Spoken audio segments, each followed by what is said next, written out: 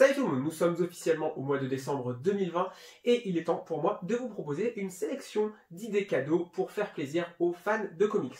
Alors nous passerons les habituels comics ou les incontournables sorties du moment pour nous concentrer sur des objets un petit peu particuliers pour vraiment des gens qui recherchent quelque chose d'un petit peu plus original, d'un petit peu plus beau aussi qu'un simple comics, non pas que ces derniers ne le soient pas, mais on va être vraiment dans des comics un petit peu plus exceptionnels, des comics d'exception, en tout cas dans leur édition.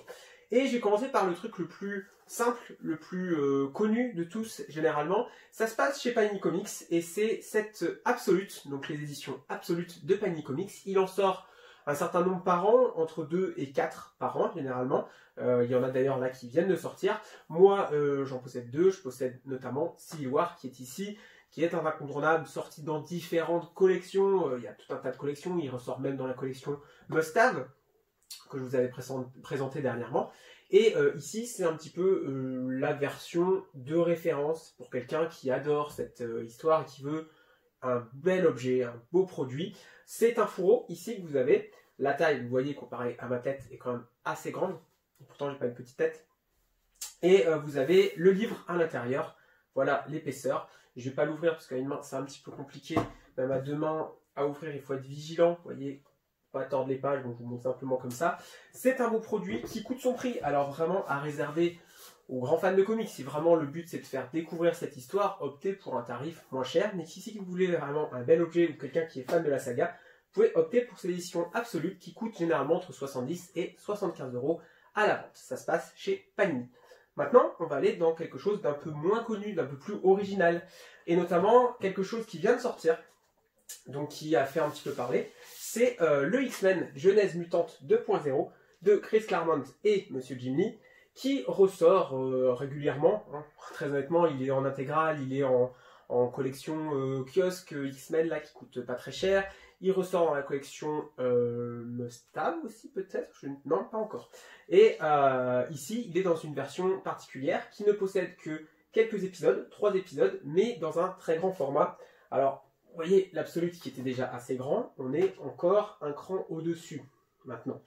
Là, on en a pour 25-26 € pour celui-ci, alors qu'on peut trouver les épisodes pour 2,99 € dans la collection qui vient de sortir et qui t'achète, c'est Hachette Collection, que j'ai acheté. Du coup, j'ai la version avec les nouvelles couleurs à 3 € et là, je me suis fait plaisir en prenant celui-ci à 25-26 €, mais qui a les anciennes couleurs et le grand format. Alors là, vraiment, on a un bel objet, vraiment à réserver aux fans de Jim Lee, fans des X-Men. Ça, c'est quand même le comics X-Men le plus vendu, l'un des comics les plus vendus de tous les temps, si ce n'est le comics le plus vendu de tous les temps. Donc, c'est quand même une pièce de collection.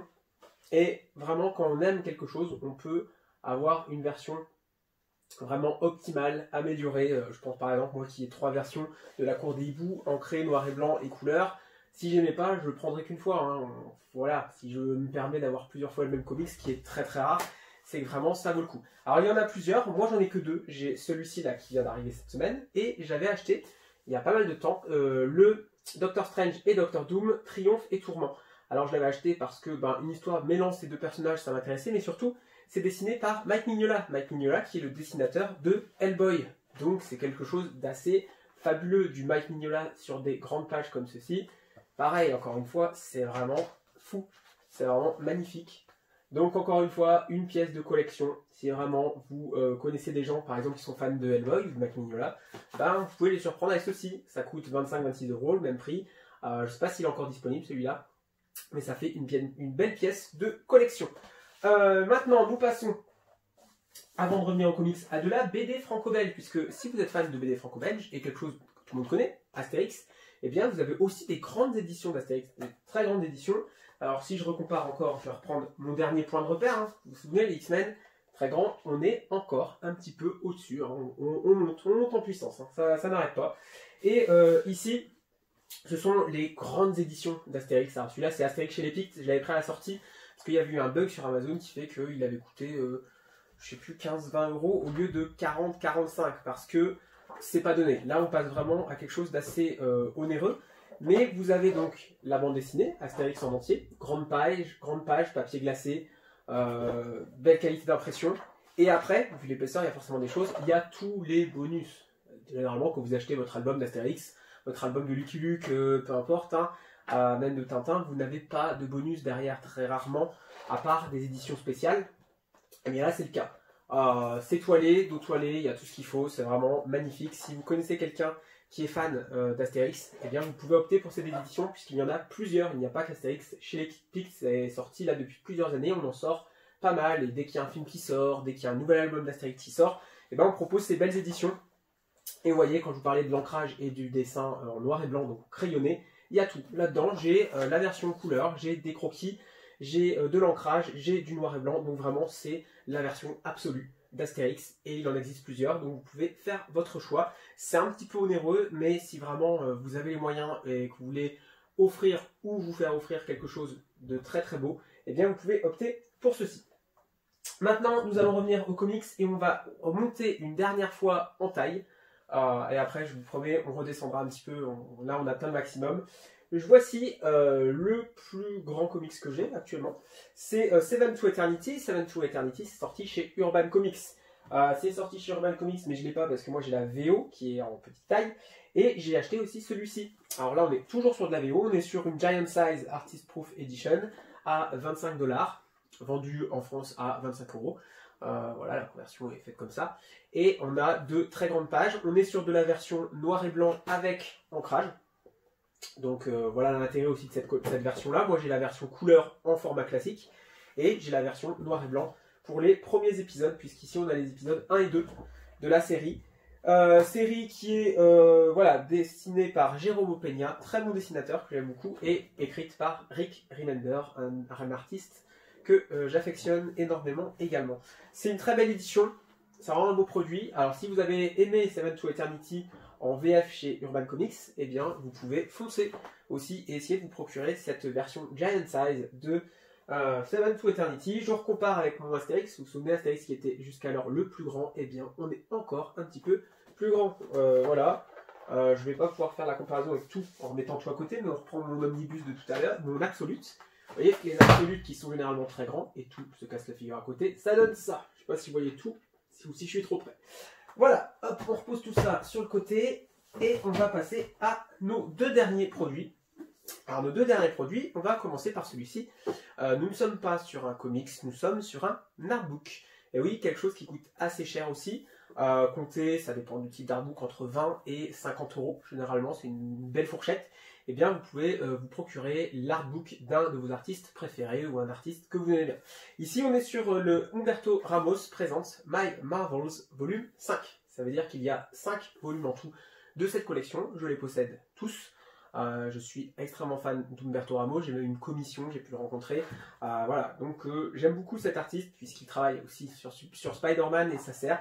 Et là, j'ai opté pour cet artbook que je n'étais pas sûr de prendre à la base parce que j'en ai déjà 4. Parce qu'il y a énormément de Spider-Man, il faut dire qu'il a travaillé dessus ces derniers temps. Donc Spider-Man, Black Cat et plein d'autres, des illustrations pleine page. Des illustrations couleur, des illustrations noir et blanc, des illustrations crayonnées, ancrées. Les commissions justement qu'il a pu faire, il les reprend, il les prennent en photo, souvent leurs attachés, pour ensuite les réutiliser dans l'artbook. Donc là, c'est tous les dessins qu'il a pu faire pour des clients. Et il y a toute une petite galerie, même vers la fin, où on a plein de sketchs. Voilà. Hop, ça c'est tous les sketchs qu'il a fait sur des blank covers. Donc ça c'est des choses qu'il a soit eu en commande, soit eu en convention à faire. Et il les réunit. Donc moi, pour un dessin comme ça en noir et blanc, avec ancrage, mais assez basique, ça avait coûté 50 € ou 100 €, je sais plus. Un des deux. Je sais que ça fait du pareil au double, mais je crois que c'était 50 €. 50 € pour une version noir et blanc, juste visage et torse du perso. Parce qu'après les prix forcément s'envolent. Hein. Je parle d'Humberto Ramos, c'est une gigastar actuellement. Donc pour s'offrir un dessin personnalisé du monsieur, ça coûte un certain prix. Du coup, on peut peut-être opter plutôt pour ça. Ça coûte 29 € je crois, il est en promotion actuellement, les prix sur Original Comics. Ou en tarif normal, généralement c'est 35 ou 39 €. Donc voilà, on est sur un beau produit avec quelque chose de qualité en dessous des 40 €. Il y en a tout un tas, hein. Il y a d'autres artistes. Vous avez des artbooks moins chers aussi, notamment dans la collection Marvel Monograph. On est là sur du 19 €. ils sont plus petits, ils sont en souple, voilà, c'est un petit peu moins bien. Là vraiment on est sur un très très beau produit, généralement ils sont vendus lors des Comic-Con. Et dernier produit comics, on est sur quelque chose qui vient de sortir également, c'est la version grand format de Spider-Man, l'histoire d'une vie. C'est un comics qui a fait grand bruit à sa sortie, que je n'avais pas encore, hein, j'en avais entendu parler, mais j'étais pas passé à la caisse, il est vraiment passé à côté de mes radars. Et là j'ai profité de la sortie de cette édition, grand format, toilé, qui coûte, je vais payer combien?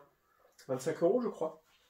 Il me semble que c'est 25 € pour me procurer cette histoire de Chip Zdarsky et dessiné par Mark Bagley. Mark Bagley, ce n'est pas le dernier venu sur Spider-Man, hein. Il a travaillé énormément sur Spider-Man, sur Ultimate Spider-Man, je crois aussi. Donc il est connu des services du tisseur. Et c'est vraiment très beau. Je ne l'ai pas encore lu, je vous lirai et je ferai une vidéo dessus prochainement, dans un petit moment. Mais voilà, on en parlera parce que ça a l'air vraiment bien. Ça a l'air vraiment très cool. Et donc on fera le point sur cette édition et surtout sur le comics en lui-même. Donc ça, si vous voulez offrir une bande dessinée à quelqu'un, et là on n'est même plus sur quelqu'un qui aime les comics et qui est connaisseur, on peut vraiment même le donner à quelqu'un qui ne connaît pas trop, il a vu les films Spider-Man et vous voulez lui offrir quelque chose, il est fan de bande dessinée, voilà, vous pouvez lui donner ça, ce sera un bon pied d'entrée dans l'univers des comics. C'est tout pour les comics grand format. Avant de nous quitter, on va juste passer sur une autre vue pour s'intéresser à d'autres produits, et là on réserve ça vraiment à ceux qui veulent faire un très très beau cadeau. On va partir sur de la figurine, donc vous en voyez derrière moi, on va les voir un petit peu près à la première personne. On se retrouve dans quelques secondes. Donc on se retrouve ici dans la vitrine avec 3 figurines. Donc là on est sur 2 types de produits. On a dans la figurine généralement 2 types de matériaux utilisés. On a d'un côté ici la résine, donc quelque chose d'un peu plus fragile, et de l'autre côté pour le Thanos du PVC.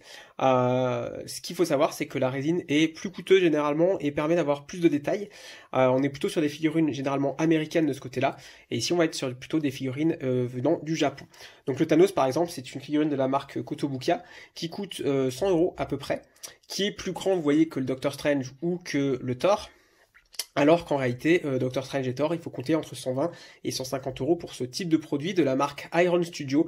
Ce sont des figurines au format indice avec beaucoup de détails. Vous avez tous les personnages en fait du MCU, notamment d'Avengers Infinity War et de Endgame qui sont disponibles. Et voilà, c'est quand même assez coûteux, donc j'en ai 2, j'en ai pas d'autres puisque c'est quand même un certain tarif.